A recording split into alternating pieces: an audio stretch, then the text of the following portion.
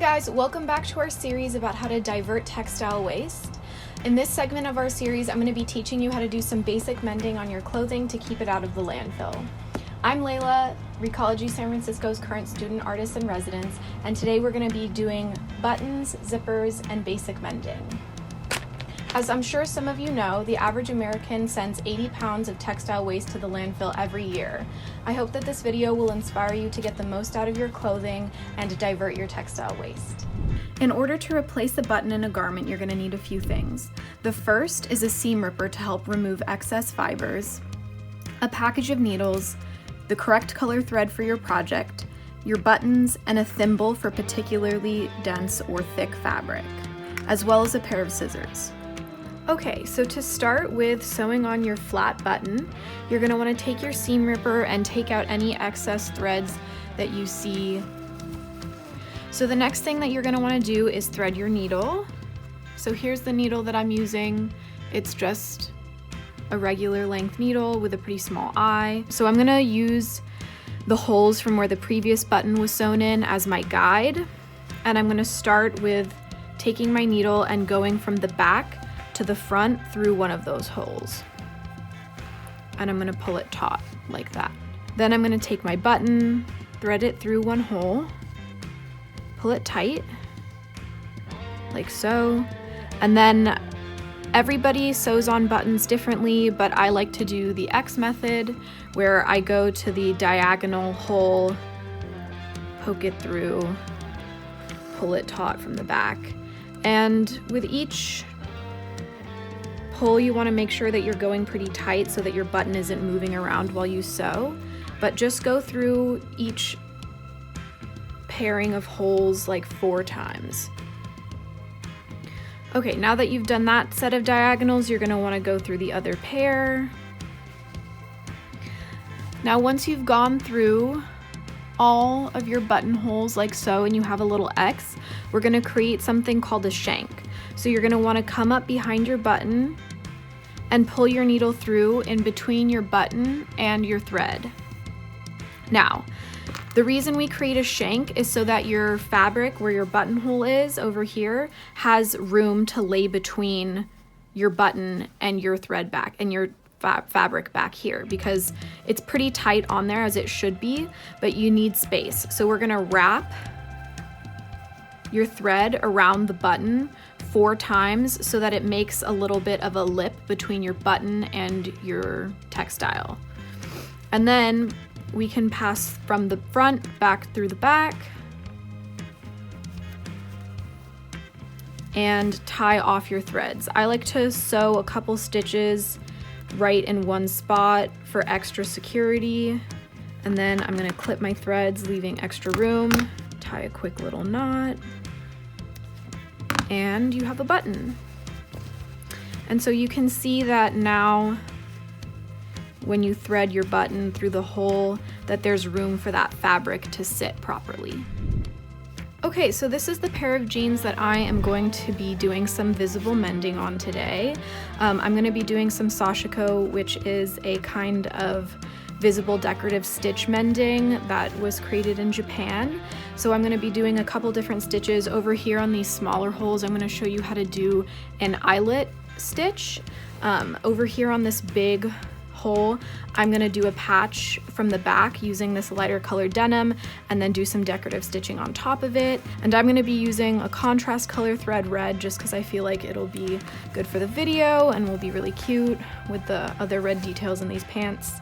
And there's so much information on different Sashiko practices online, and I highly recommend looking them up. Make sure you have some kind of fabric marking utensil like tailor's chalk. Of course, your seam ripper in case you make a mistake or there's some threads you don't like. And you're gonna want an embroidery needle this time around, a thimble, your embroidery color of choice, a clear ruler, scissors, and if you have some scrap fabrics, I'm gonna go with denim since I want my jeans to be really sturdy. So I'm using some scrap denim, and that's everything I'll be using. The next thing you're gonna wanna do is find a little circular object that's a little bit bigger than whatever size hole you're working with. I'm going to use my thimble in this case, and then grab whatever tool you're using to mark your fabric, and I'm just going to create a little circle around my hole. Grab your embroidery needle and thread it. So once you have your circle, what you're going to want to do is do stitches all around your circle to begin.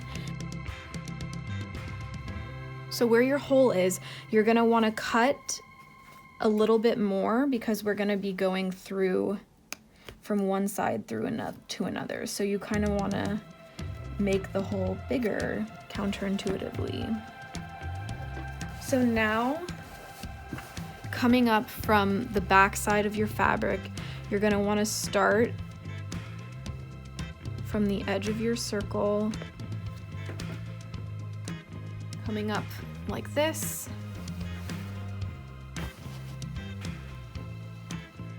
wrapping around the hole and up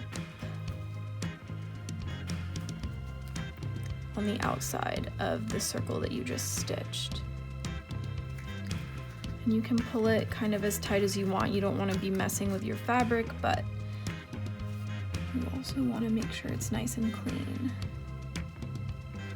Cool, and once you go all the way around the circle, I can show you how to tie off.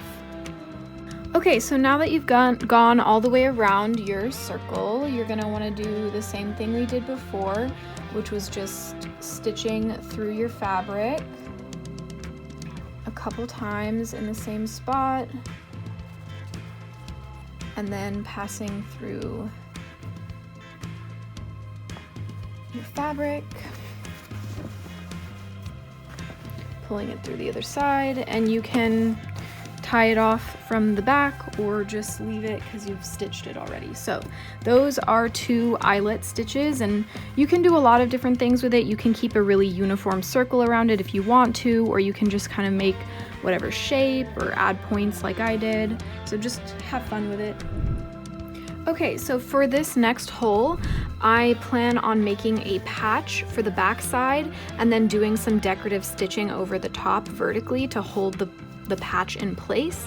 So I'm first gonna start by kind of measuring how big my hole is so that I know how big to make my patch. So I'm gonna take this little scrap piece of denim and cut myself a piece. Okay, so now I have my little patch piece. I'm going to put it to the inside, making sure it lines up. And then I'm just gonna put a couple pins in it to keep it from moving around. So now I'm going to decide how big I want my decorative stitches to be. I'm planning on doing a couple vertical rows of little X's. And I mean, you can kind of do whatever you want to do, but I've decided to kind of go 1/2 inch apart with these vertical lines, and it doesn't have to be perfect. And now I'm going to decide how long I want my vertical stitches to be. I want them to be staggered such that there's a little cross. So I've kind of marked a few. I think I'm just gonna go ahead and start and see if I like how it looks. Okay, so I've decided to do alternating lines of this stitch cross pattern, and I decided to do my lines kind of along the grain of the fabric just because I think it'll look cool and wrap around the body nicely. So I have a couple lines that are each 1/2 inch apart, and I'm just going to repeat this pattern going down. And I've decided to start in the middle where the patch is so that I can secure my patch down and pull out this pin as I do these other lines as they come out. So in order to make your cross, what you're going to want to do is start kind of in line where this other one is. So poke from the back through, make your vertical line, and make sure you have your hand in the back here because that helps make sure that you're going through every layer of the fabric, including your patch. So pull that through, and if that looks good to you, then from the back you want to start your cross. So kind of in the middle of that line you just made.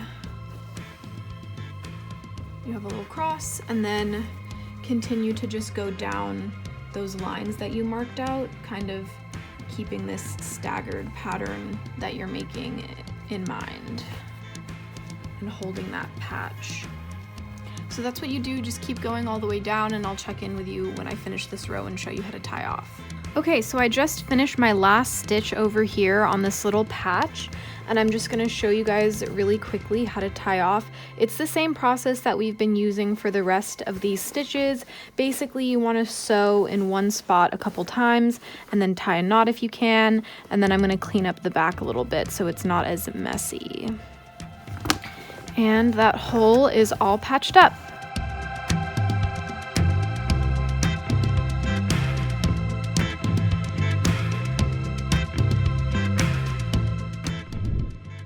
Okay, so now we're going to talk about zippers. So the first thing that you need to know is that there are two basic kinds of zippers: visible zippers and invisible zippers. This is an invisible zipper right here. So to replace a zipper, you're going to need a few things. You're going to need the garment that you're replacing the zipper in, a ripper to take out your old zipper, your new zipper, some pins, a bobbin with the thread color you'll be using, and of course the zipper foot for your machine. My new invisible zipper is a little bit longer than my old one that came out of my shirt, so I'm going to show you guys how to shorten a zipper and add a stopper in it before you put it in the garment. So the first thing you want to do is use your old zipper as a measurement for your new one, and just kind of mark where you're going to cut, and then take a pair of non-fabric scissors and just cut right through them. And then next we're gonna add the stopper at the end. Start from the back side and go right around both of your teeth towards the end of your zipper a few times. Okay, great. Now you have a stop at the end of the zipper. Okay, now that you have your zipper stopper put in, the next thing you want to do is unzip your zipper and uncurl these teeth and start to iron this little seam open. Okay, now we can take it to the machine and attach it. We're gonna tack down these little flaps to our fabric so that they're not moving around inside your garment and making things uncomfortable. So you can just go ahead and make sure that your flap is open and sew just across this outer edge.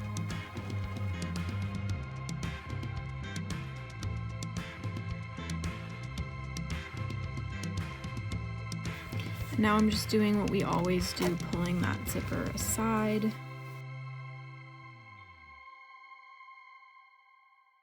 And now we can do the same thing on the other side.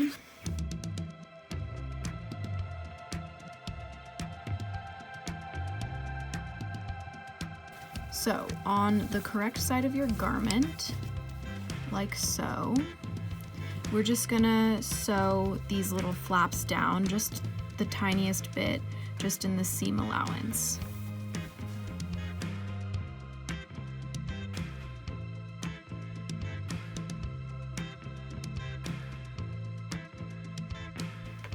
And we're gonna do that same thing on the other side.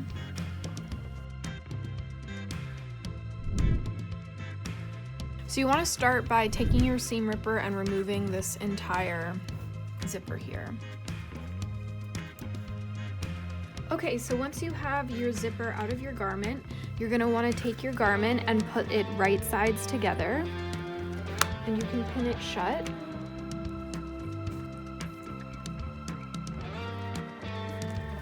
And because my zipper doesn't reach all the way to the bottom of my garment, I'm going to take my zipper and mark at what point this zipper stop is on my garment.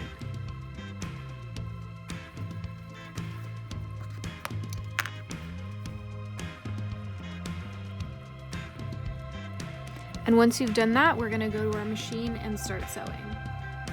Now that we're at our machine, you wanna make sure that you have your regular foot on your machine and that you've threaded it with the color that you wanna use.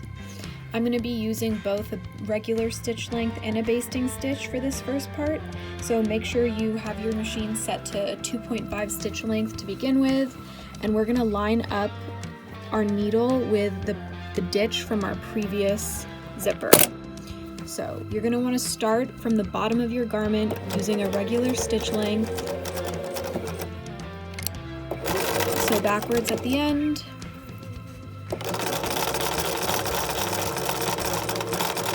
And sew all the way up to that mark we made about where your zipper stopper was going to be. From there, you wanna back up just a couple stitches, come forward, put your needle down, and then go all the way up to your basting stitch. On this machine, it's a 5 stitch length.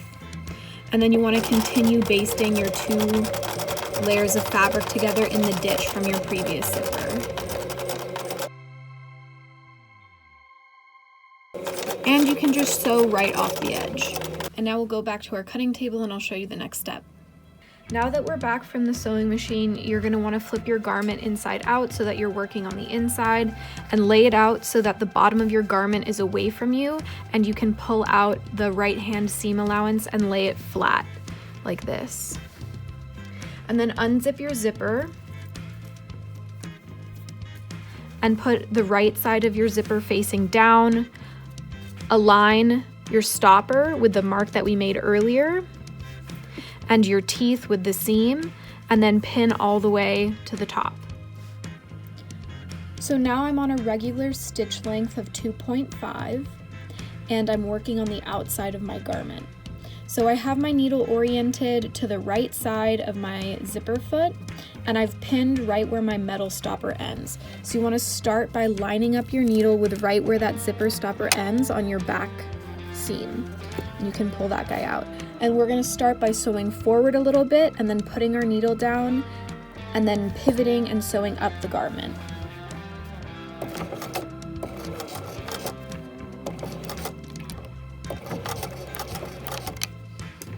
So now I'm going to put my needle down, lift my foot, and rotate the garment, and then we're going to sew up.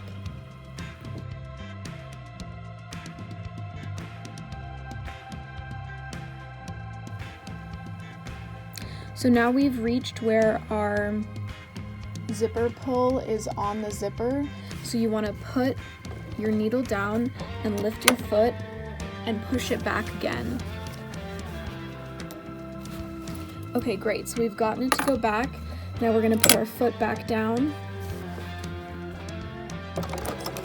and keep sewing forward.